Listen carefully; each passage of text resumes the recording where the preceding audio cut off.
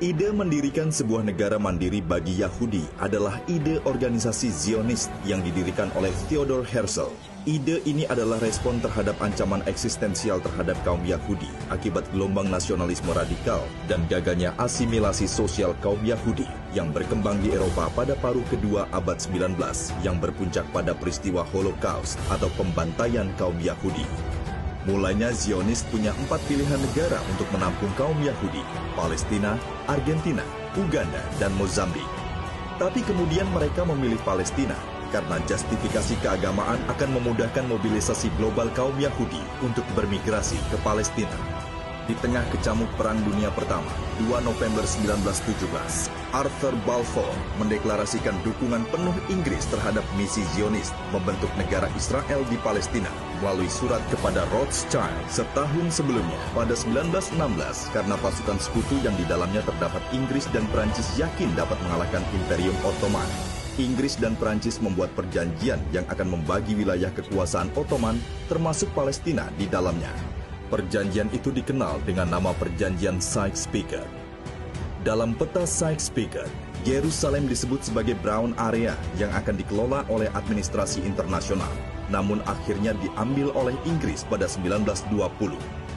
Dalam ruang pergeseran geopolitik inilah pengambil alihan Palestina berlangsung. Rencana Zionis membentuk negara Israel, dukungan Inggris melalui deklarasi Balfour, peta Sykes-Picot, dan kemenangan Inggris dan Perancis pada Perang Dunia I mempercepat ekspansi teritorial dan demografis Yahudi atas Palestina.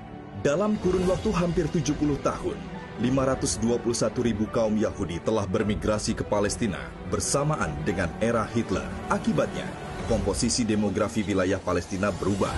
Kaum Yahudi yang awalnya hanya 3% dari total 460.000 penduduk pada tahun 1882 menjadi 31,5% dari total 2.065.000 penduduk pada tahun 1948 di tanah Palestina. Begitulah cerita negara Israel dimulai. Kaum Yahudi sudah memenuhi wilayah Palestina sebelum negara Israel berdiri tahun 1948, yang pada mulanya adalah migrasi perencanaan Yahudi secara masif, berakibat pada konflik penguasaan lahan hingga tanpa disadari oleh bangsa Palestina berujung dengan penjajahan.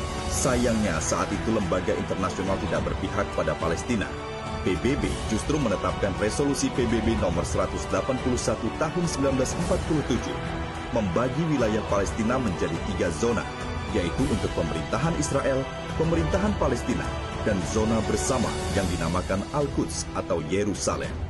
Dan setelah Perang 1948, Israel menguasai wilayah barat Al-Quds, sementara wilayah timur dikuasai oleh Yordania.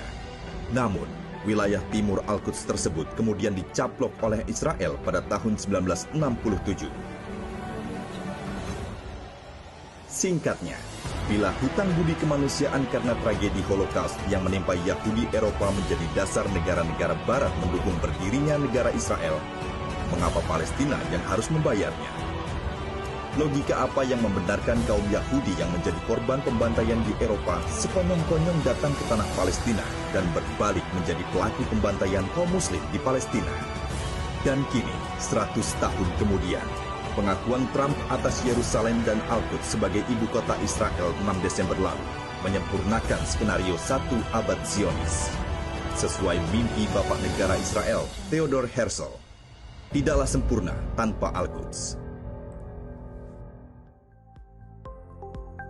Kemerdekaan Palestina ini adalah misi konstitusi kita itu. Dulu Bung Karno kan membuat konferensi Asia Afrika untuk mendorong kemerdekaan negara-negara di Asia Afrika. Semuanya merdeka. Yang paling akhir kan setelah itu adalah Afrika Selatan, kecuali satu, Palestina. Jadi ini adalah misi terakhir yang seharusnya kita tuntaskan dalam konstitusi kita itu.